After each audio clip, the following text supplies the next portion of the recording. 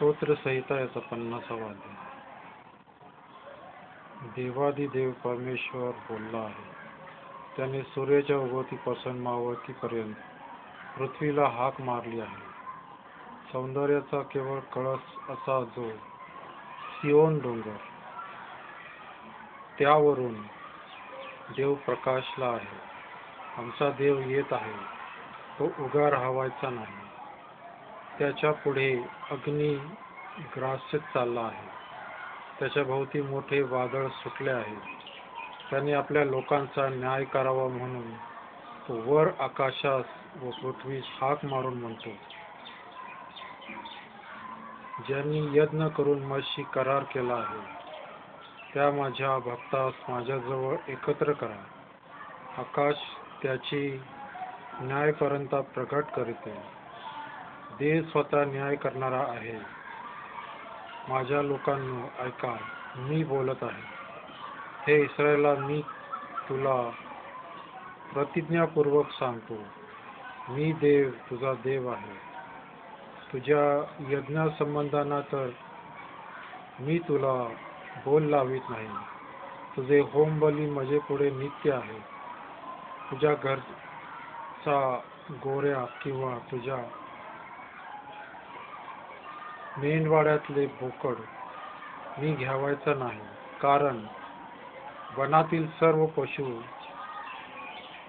हजारो डोंगरावरील गुरेढोरे माझी आहेत. डोंगरावरील सर्व पाखरे मला ठाऊक आहेत आणि रानातील प्राणी माझ्या लक्षात आहेत. मला भूक लागली तरी मी तुला सांगणार नाही, कारण जग व जगातले सर्व काही माझे आहे. बैलांचे मांस मी खाणार काय? बोकडांचे रक्त मी पिणार काय? देवाला आभार रूपी यज्ञ कर. परात्परापुढे आपले नवस फेड आणि संकट समय माझा धावा कर. मी तुला मुक्त करीन आणि तू माझे गौरव करशील.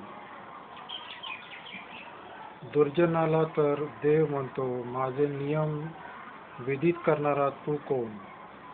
माझा करार आपल्या मुखाने उच्चारणारा तू कोण? तू तर शिस्तीचा द्वेष करीतोस. माझे वचन मागे झुगारून देतोस. तू चोर पाहिला की त्याला त्याच्या संगतीत आनंद होतो. तू व्यभिचारी माणसांचा साथीदार आहेस. तू आपले तोंड दुष्टपणासाठी मोकळे सोडिले आहे. तुझी जीभ कपटाची योजना करीते.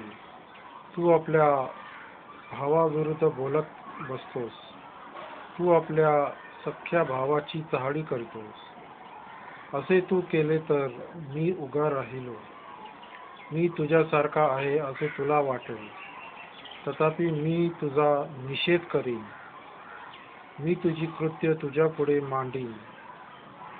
अहो देवाला विसरणाऱ्यांनो, याचा विचार करा, नाहीतर मी तुम्हास फाडून टाकेन.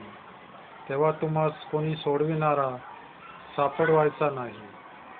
जो आभाररूपी यज्ञ करीतो तो माझे गौरव करीतो, आणि जो सरळ मार्गाने चालतो त्याला मी देवाने सिद्ध केलेले तारण प्राप्त करून देईन. परमेश्वर वाचलेल्या वचनांवर आशीर्वाद पाठव, आणि परमेश्वर विशेष करून तुम्हाला आशीर्वाद देऊ, कारण आज परमेश्वराचं वचन तुमच्या कानी गेलं आहे.